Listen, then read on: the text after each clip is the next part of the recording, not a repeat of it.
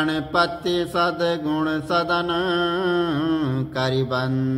करिवर बंदन कृपाल विघ्न हरण मंगल करण जय जय जय गिरिजालाल।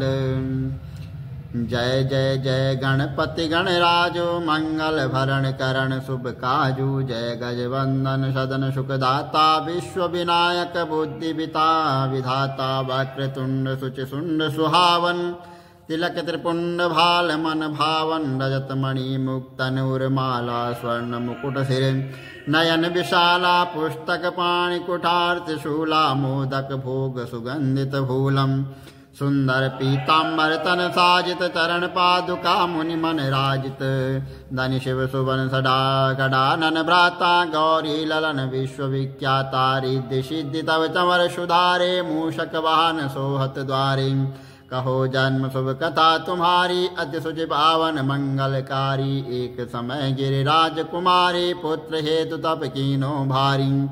भयो यज्ञ तब जब पूर्ण अनुपात पहुँचो तुम धरि द्विज रूपा अतिथि जानिके गौरी सुखारी बहुविधि सेवा करी तुम्हारी।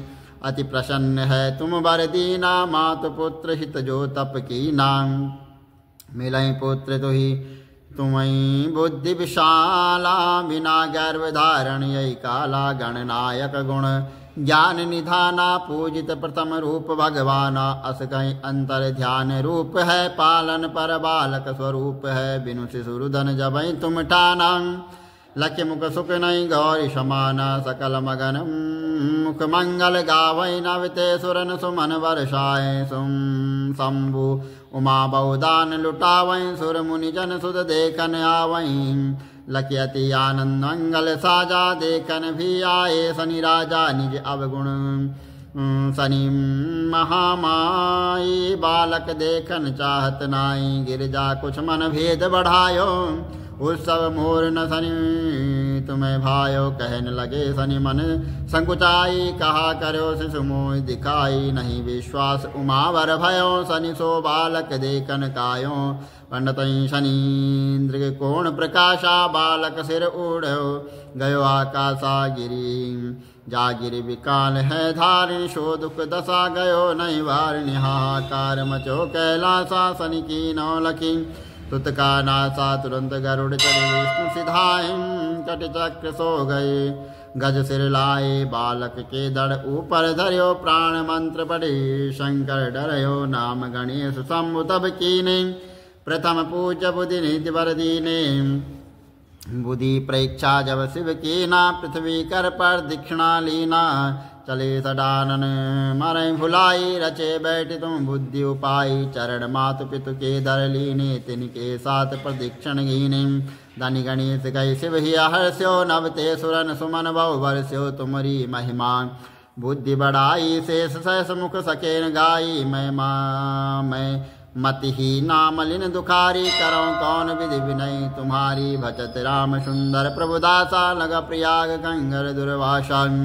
अब प्रभु दया दीन पर कीजे अपनी शक्ति कुछ दीने श्री गणेश चालीसा पाठ करे धरि ध्यान नित्य नव मंगल गृह बसे लहे जगत सन्मान। संबद अपन सहस्त्र दस ऋषि पंचमी दिनेश पूरण चालीसा भयो मंगल मूर्ति गणेश शियावर।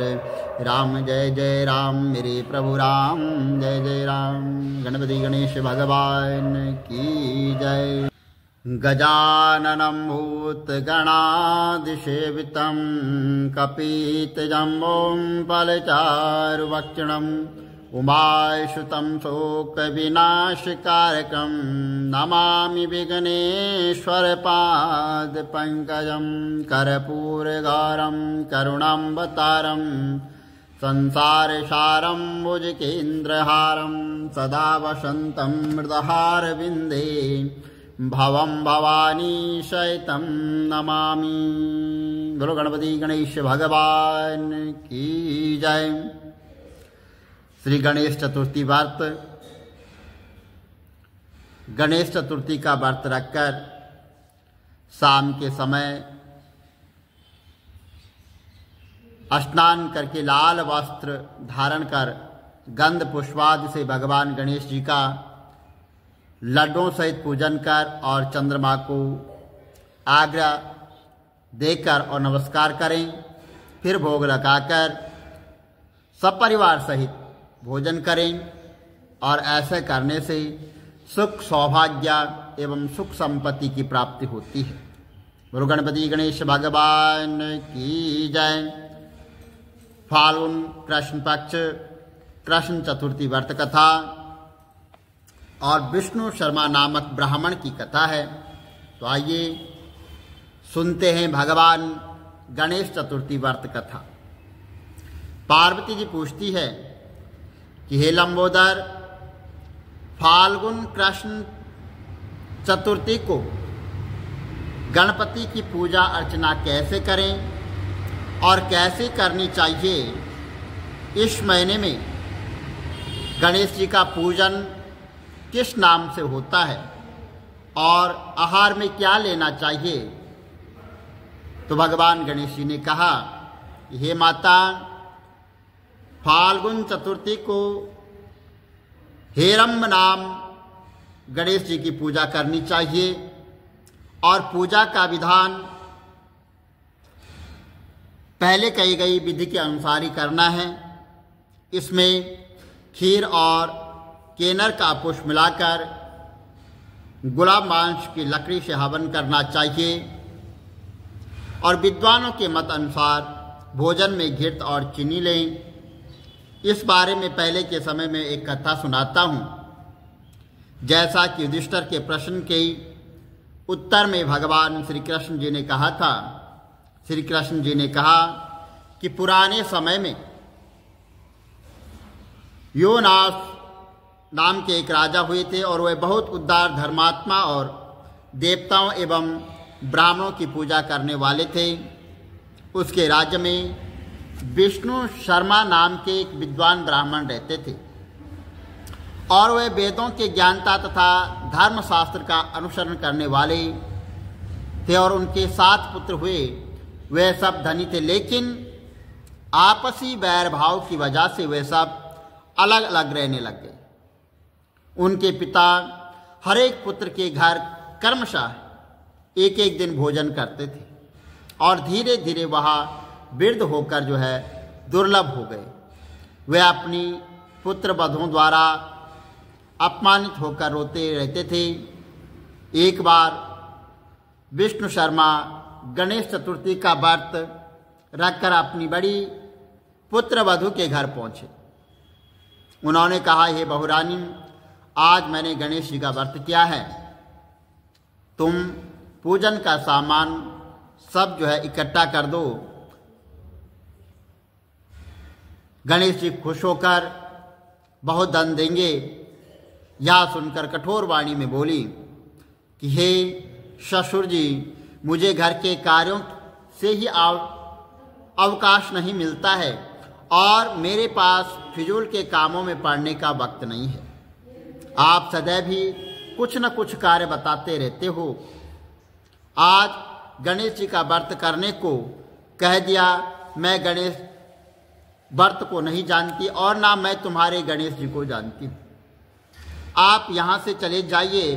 बहू की डांट फटकार सुनकर वहाँ 6 बहुओं के घर कर्मशः गया, परंतु सभी ने डांट फटकार कर उसे हर जगह से जो है भगा दिया।